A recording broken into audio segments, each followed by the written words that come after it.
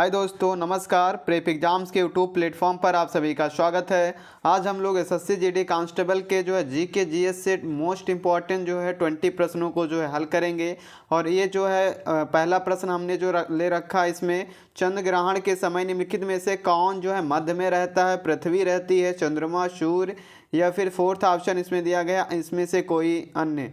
तो ये पृथ्वी, चंद्रमा, सूर्य, इसमें से मध्य में कौन सा रहता है? तो दोनों सीख लेंगे हम। चंद्र ग्रहण या सूर्य ग्रहण अगर दोनों से प्रश्न पूछा जाता है तो दोनों को जो है हम लोग लगा लेंगे। तो सूर्य और पृथ्वी के बीच में, सूर्य और चंद्रमा के बीच में जब पृथ्वी आ जाती है, पृथ्वी यानी कि जब बीच में आती है तब चंद्र ग्रहण होता है। कौन सा ग्रहण होता है? जब पृथ्वी बीच में आएगी तो चंद्र ग्रहण होगा। और अगर इसी के सूर्य ग्रहण में क्या होता है? जब सूर्य और पृथ्वी के बीच में, सूर्य और पृथ्वी के बीच में जब चंद्रमा आ जाता है तो ये हमारा सूर्य ग्रहण होता है। तो चंद्रमा अगर बीच में आएगा तो सूर्य ग्रहण होगा, और पृथ्वी बीच में आएगी तो कौन सा होगा? चंद्र ग्रहण होगा। इन दोनों को आसानी से हम लोग सीख लेंगे। अगर हमारी पृथ्वी बीच में आती है, सूर्य और चंद्रमा के बीच में जब पृथ्वी आती है तब हमारा चंद्र ग्रहण लगता है। कौन सा ग्रहण? चंद्र ग्रहण लगेगा। लेकिन अगर सूर्य और पृथ्वी के बीच में जब चंद्रमा आ जाता है तो कौन सा ग्रहण होगा? तो उसमें जो है सूर्य ग्रहण लगता है। तो इन दोनों से जो है प्रश्न पूछ सकता है, इसलिए दोनों को इसी प्रकार से हम लोग याद कर लेंगे। अगले प्रश्न पर चलेंगे। दूसरा प्रश्न दिया गया है, बांग्लादेश के राष्ट्रगान अमर सोनार बांग्ला की रचना किसके द्वारा की गई थी? रविन्द्रनाथ टैगोर के, सरोजिनी नायडू, सुरेंद्रनाथ बनर्जी या आनंद मोहन बोस के द्वारा? तो बांग्लादेश का जो राष्ट्रगान है अमर सोनार बांग्ला की जो है रचना रविंद्रनाथ टैगोर जी के द्वारा की गई थी। किसके द्वारा? गुरुदेव रविंद्रनाथ टैगोर जी के द्वारा जो है जो बांग्लादेश का राष्ट्रगान है अमर सोनार बांग्ला, इसकी रचना जो है की गई थी। तो जो लोग पहली बार हमारे यूट्यूब चैनल से जुड़े, सब्सक्राइब करके बेल आइकन को प्रेस कर दें, जिससे एसएससी जीडी की आने वाली जो है लेटेस्ट वीडियो आप तक पहुंच सके। अगले प्रश्न पर चलेंगे। तीसरा प्रश्न पूछा गया है, हुमायूं को चौसा के युद्ध में किसने जो है पराजित किया था, हराया था? मोहम्मद आदिल शाह ने, फिरोज शाह सूरी ने, सिकंदर शाह सूरी ने या शेर शाह सूरी ने? तो शेर शाह सूरी जो है अफगान का रहने वाला था। कहाँ का? अफगान का रहने वाला था। और शेर शाह सूरी ने ही चौसा के युद्ध में हुमायूं को हराया था। कब हराया था? ये युद्ध जो हुआ था 26 जून 1539 को। कब? 26 जून 1539 को चौसा नामक स्थान पर जो है ये युद्ध हुआ था। एक ही प्रश्न पूछ सकता है, चौसा स्थान कहाँ पर है? तो चौसा जो है बिहार राज्य में है। कहाँ पे? बिहार के बक्सर जिले से 10 मील दूर जो है यह स्थान है चौसा। और ये जो है शेर शाह सूरी जी ने जो है किसको? हुमायूं को जो है हराया था इस युद्ध में। 26 जून 1539 में जो है ये युद्ध हुआ था। तो इसका ऑप्शन नंबर 4 जो है सही हो जाएगा। किस प्रकार की सरकार में शासकों का चुनाव लोग करते हैं? निरंकुश, लोकतांत्रिक, मार्शल लॉ या फिर कलिनतांत्रिक? तो जो लोकतांत्रिक होता है वहाँ पे जो है प्रजा के द्वारा शासकों का चुनाव जो है लोग करते हैं, यानी जनता जो है जनता के द्वारा जो सरकार चुनी जाती है। तो जब जहाँ पे जनता के द्वारा सरकार चुनी जाती है तो वहाँ का जो शासन होगा वो लोकतांत्रिक होगा। कैसा होगा? लोकतांत्रिक होगा। तो यानी भारत की जो है पूछा जाए भारत की जो है शासन व्यवस्था कैसी है, तो लोकतांत्रिक है। तो ऑप्शन नंबर 2 जो इसका आंसर राइट हो जाएगा। अगले प्रश्न पर चलेंगे। निम्नलिखित में से कौन भारतीय अर्थव्यवस्था में द्वितीय क्षेत्र के अंतर्गत आता है? तो इसमें कपड़ा उद्योग है, वस्तुओं का परिवहन है, कपास का उत्पादन है, बैंकिंग है। तो जो हमारा कपड़ा उत्पादन है ये भारतीय अर्थव्यवस्था के द्वितीय क्षेत्र के अंतर्गत जो है आता है। हमने क्या किया है, भारतीय अर्थव्यवस्था से जो है एक वीडियो भी बना रखा है, और जो लोग देखना चाहते हैं वो लोग जा करके पूरा डिटेल जो है भारतीय अर्थव्यवस्था से जो है वीडियो देख सकते हैं। हमारे यूट्यूब चैनल पे अभी भी पड़ा हुआ है। अगले प्रश्न पर चलेंगे। निम्नलिखित में से कौन एक प्रगतिशील कर का उदाहरण है? उत्पाद कर है, चुंगी है, आयकर है, गृह कर है? तो एक प्रगतिशील कर का जो क्या उदाहरण आयकर होता है। कौन सा आयकर हमारा जो होता है ये प्रगतिशील कर का एक उदाहरण होता है। अगले प्रश्न पर चलेंगे।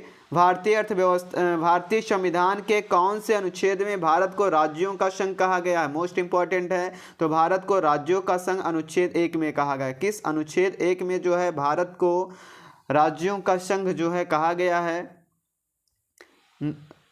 किस संवैधानिक संशोधन में भारतीय संविधान के प्रस्तावना में समाजवाद और धर्मनिरपेक्षता को कब जोड़ा गया था? तो 42वें संविधान संशोधन में। किसमें?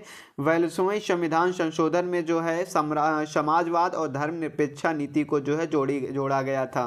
किस संविधान संशोधन में? तो 42वें संविधान संशोधन में जो इसको जोड़ा गया था। अगले प्रश्न पर चलेंगे, प्राचीन भारत में कितने महाजनपद थे? तो प्राचीन भारत में 16 महाजनपद थे। कितने? 16 महाजनपद जो है प्राचीन भारत में जो है थे। निम्नलिखित साम्राज्यों को उनके शासन के कालानुक्रम पर लगाइए। खिलजी वंश है, साम्राज्य है, लोधी साम्राज्य है, तुगलक साम्राज्य है। तो सबसे पहले कौन सा साम्राज्य था? तो सबसे अगर अवध तीनों की जानेंगे तभी ये कर सकते हैं। तो 1290 से 1320 तक जो है खिलजी साम्राज्य चला था। लोधी साम्राज्य जो है 1320 से जो है तुगलक साम्राज्य, कौन सा साम्राज्य? जो तुगलक साम्राज्य है ये कहाँ तक चला था? 1320 से 1414 तक जो है तुगलक साम्राज्य चला था। इसके बाद में लोधी वंश आया, ये 1451 से 1526, 1451 से 1526 तक जो है ये चला था लोधी वंश। तो सबसे पहले खिलजी वंश ये आएगा, इसके बाद में जो है सी और भी सबसे बाद में क्या है वी जो है लोधी वंश जो है आएगा। तो इसी प्रकार से भी एक प्रश्न इस प्रकार से भी पूछा जाता है, तो हम लोग जो है इसको भी एक बार जो है लगा लेंगे। तो ऑप्शन नंबर ये जो इसका राइट हो जाएगा, पहले ये आएगा, उसके बाद में सी और सबसे लास्ट में जो है वी हमारा हो जाएगा। यानी सबसे पहले कौन सा साम्राज्य? खिलजी साम्राज्य, फिर तुगलक साम्राज्य और उसके बाद में लोधी साम्राज्य जो है सबसे बाद में था। निम्नलिखित में से कौन एक नकदी फसल नहीं है? कपास, मूंगफली, चाय, ज्वार। तो इसमें से कौन सी एक ऐसी फसल है जो नकदी नहीं? तो ज्वार एक ऐसी फसल है जो नकदी नहीं। जैसे गन्ना भी एक नकदी फसल होता है, कपास भी एक नकदी फसल है, चाय भी, मूंगफली, ये तीनों जो इसमें दिया गया है एक नकदी फसल है, लेकिन ज्वार जो हमारा होता है एक नकदी फसल नहीं है। अगले प्रश्न पर चलेंगे, पृथ्वी की सतह का कितना हिस्सा जल से ढका हुआ है? 1/3, 1/4, 2/3 या आधा? तो 2/3 भाग जो है पृथ्वी का वो किससे है? जल से जो है, पानी से जो है ढका हुआ है। ऑप्शन नंबर थर्ड जो इसका राइट आंसर हो जाएगा। अगले प्रश्न पर चलेंगे, ओलंपिक खेलों में 2 पदक जीतने वाली पहली भारतीय महिला कौन सी थी? मैरी कॉम, सानिया मिर्जा, साइना नेहवाल या पीवी सिंधु?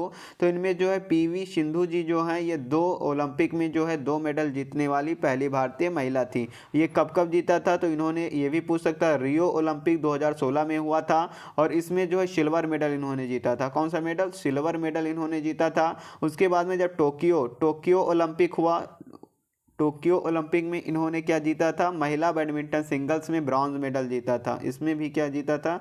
ब्रॉन्ज मेडल जीता था। तो एक ऐसी है महिला बैडमिंटन की खिलाड़ी हैं और इन्होंने महिला बैडमिंटन सिंगल्स के लिए जो है रियो ओलंपिक भी जीता था सिल्वर मेडल, और टोक्यो ओलंपिक में ब्रॉन्ज मेडल, ये दोनों मेडल जो है ओलंपिक में जो है इन्होंने जीता था। 2 मेडल जीतने वाली पहली भारतीय बैडमिंटन खिलाड़ी हैं पीवी सिंधु जी। निम्नलिखित में से कौन सी नदी को शांगपो कहा जाता है? कृष्णा को, गोदावरी को, गंगा को, ब्रह्मपुत्र को? तो ऑप्शन नंबर है शांगपो नदी को जो है ब्रह्मपुत्र को तिब्बत में, कहाँ पे? तिब्बत में जो है शांगपो नदी जो है कहा जाता है। ये भी पूछ सकता है कहाँ पे कहा जाता है? तो तिब्बत में ब्रह्मपुत्र को जो है शांगपो नदी के नाम से जाना जाता है।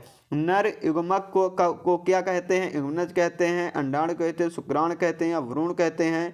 तो नर युग्मक जो हमारे होते हैं उनको शुक्राण कहा जाता है। मोस्ट इंपॉर्टेंट है ये, शुक्राण के जो है इसको कहा जाता है जो नर युग्मक होते हैं। निम्नलिखित में से कौन सी कोशिकांग केवल पादप कोशिका में स्थित होता है? कोशिका झिल्ली, कोशिका भित्ति, माइटोकॉन्ड्रिया, लाइसोसोम? तो कोशिका भित्ति जो है, कोशिकांग केवल पादप कोशिका में जो है कोशिका भित्ति जो है शामिल होती है या होती है। अगले प्रश्न पर चलेंगे, सूर्य के प्रकाश को 7 वर्णों में विभाजित कर देता है अवतल लेंस, उत्तल लेंस, प्रिज्म जो हमारा होता है 7 रंगों में जो है इसको 7 रंगों में जो है विभाजित कर देता है। कौन कौन से? विबग्योर जो है 7 रंगों में जो है विभाजित करता है। वायलेट हो जाएगा, इंडिगो, ब्लू, ग्रीन, जो है येलो, ऑरेंज और रेड, इन्हीं 7 कलर में जो है प्रिज्म विभाजित कर देता है। अगले प्रश्न पर चलेंगे, किस तापमान पर जल जलवाष्प में परिवर्तित होता है? 273 के, 100 के, 373 के, 0 के? तो 0 सेल्सियस पे होता है, लेकिन यहाँ के दिया है तो होगा नहीं, तो 373 के पे, किसने? 373 केल्विन पे जो है तापमान पर जलवाष्प में जो है जल जलवाष्प में परिवर्तित होने लगता है 373 के पर। अगले प्रश्न पर चलेंगे, निम्नलिखित में से कौन सा एक आउटपुट डिवाइस है? Scanner, speaker, plotter? तो इसमें से जो है ऑप्शन स्कैनर जो है नहीं, स्कैनर जो आउटपुट नहीं है, इनपुट डिवाइस है। कौन सा डिवाइस है? इनपुट डिवाइस है। और स्पीकर और प्लॉटर जो होता है ये आउटपुट डिवाइस है। आउटपुट डिवाइस जो है ये होता है आउटपुट डिवाइस। तो इसमें जो है ऑप्शन नंबर बी और सी दोनों जो है एकदम करेक्ट आंसर हो जाएगा। तो ऑप्शन नंबर बी और सी थर्ड जो है आंसर एकदम राइट हो जाएगा। तो ये थी आज की जो है मोस्ट इम्पॉर्टेंट 20 क्वेश्चंस। जो लोग जो है पहली बार हमारे यूट्यूब चैनल से जुड़े हैं, सब्सक्राइब करके बेल आइकन को प्रेस कर दें। Thanks for watching.